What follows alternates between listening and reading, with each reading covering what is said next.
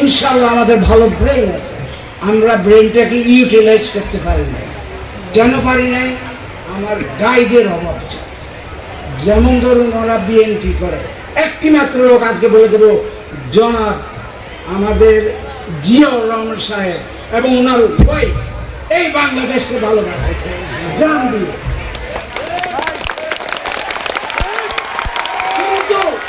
কিন্তু কথা আছে, আজকের বিএনপি, আমি ভাই বাংলাদেশ ফার্স্ট, আমি বাংলাদেশ চিনি, জিয়াউর রহমান বলছে বাংলাদেশ। কিন্তু আজকের BNP, please understand, you need to have a son to have the right. আমার সেই সান ছিল আমার জিয়াউর রহমান সাহেব, কিন্তু আজকে সমস্যা অনেক জটিল হয়ে গেছে। আমি এজন্য আমি যেটা ভালো এটা ভালো বলে যাব।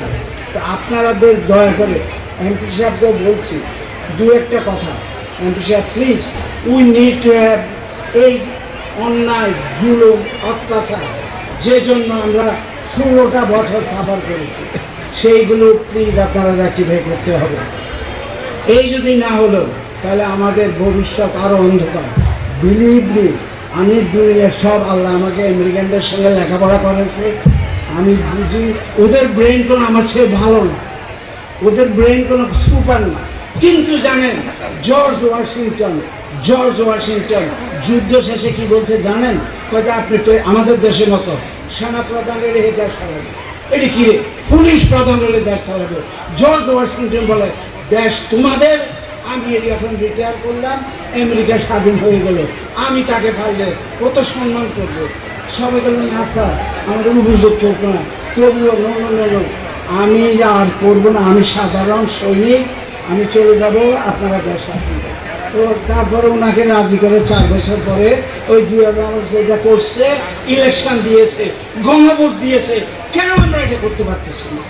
সত্যিকার আমি এই দেশের নাগরিক, আমি ভাই বিদেশ করা ঠিক আছে, দরকার হলে যেতে হবে, কিন্তু আজকে আপনারা ক্ষমতায় আছেন, আপনারা হলো মেন গাইড, কর্ণধার, আপনি মেন নাবিক, আমার জাহাজের সমস্যা হচ্ছে।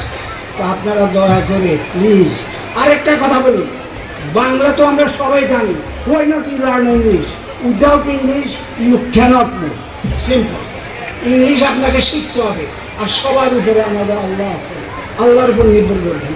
প্লিজ আন্ডারস্ট্যান্ড, আল্লাহ মানে একটা শক্তি, যেই শক্তি সূর্য তৈরি করে দিয়েছে, যেই শক্তি সন্ধ্যা সকাল করে, এটা একটা শক্তি। আমেরিকানরা বলে এটা অটোমেটিক, এটা মিথ্যা কথা, ওরা বুঝে নেয়, আপনারা বুঝেন, এটা হলো একটা শক্তি, আল্লাহ কোনো আমাদের কিছু না। সুতরাং প্লিজ আমি এমপি সাহেবকে, আমার যে এক্সিকিউটিভ অফিসার আছে, উপজেলা নির্বাহী অফিসার, ওনাকেও রিকোয়েস্ট করবো, আপনারা দুজন আমার এই এরিয়ার কর্ণধার, আপনারা প্লিজ হেল্প। আমাদের ভবিষ্যৎ জেনারেশন কোথায় যাবে? একবার যদি পরিবেশ সৃষ্টি হয়ে যায়, ইনশাআল্লাহ এখানে ইন্ডাস্ট্রি হবে, এখানে ডেভেলপমেন্ট হবে, এখানকার লোক ইনশাআল্লাহ দুনিয়াতে অনেক উপহার দিয়েছে।